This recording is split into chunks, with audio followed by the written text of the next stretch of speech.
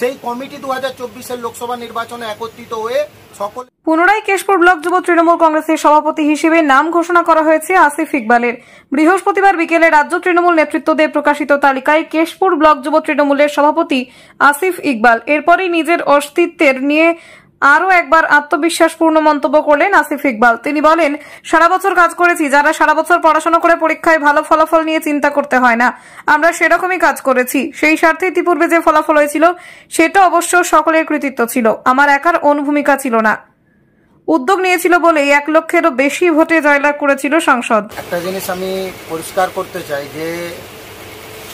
যে সারা বছর পরীক্ষার বসার আগে পড়াশোনা করে না, স্বাভাবিক তার রেজাল্ট নিয়ে কোনো রকম কোনো ভাবনা চিন্তা থাকে না, কারণ ভালো স্টুডেন্ট সব সময় জানে যে সে তার রেজাল্ট ভালো হবে।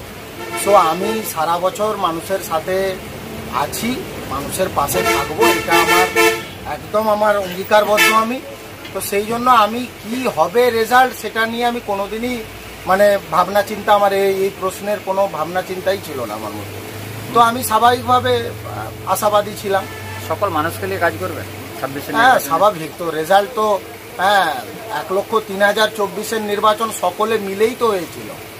রাজ্য থেকে 35 জনের কমিটি এসেছিল, সেই 35 জনের কমিটি সবাই মিলে কাজ করা হয়েছিল, তার প্রতিফলন রেজাল্টে ভোট বাক্সে গিয়ে পড়েছিল। সবার কাজ, সবার রেজাল্ট, সবার পরিশ্রমের ফল 1,03,000। 2024-এর যে 35 জনের কমিটি বলছেন, এই কমিটিটা কি 26-এর নির্বাচনে ঝাঁপিয়ে পড়বে? আমি বলতে পারি দল করেছিল, আমি তো করিনি। আমাদের রাজ্য সভাপতি মাননীয় সুব্রত বক্সী মহাশয় এই কমিটি করে পাঠিয়েছিল। সেই কমিটি 2024-এর লোকসভা নির্বাচনে একত্রিত হয়ে সকলে মিলে হাতে হাত মিলিয়ে 1,03,000। 1,03,000 কোনো ব্যক্তিগত কোনো ব্যক্তির নয়, 1,03,000 সবার, দলের করা কমিটির লিডারশিপের সবার, দলের প্রতিটি বুথ কর্মীদের সবার, দলের প্রতিটি অঞ্চলের লিডারশিপের সবার। কারোর ব্যক্তিগত রেজাল্ট 1,03,000 নয়।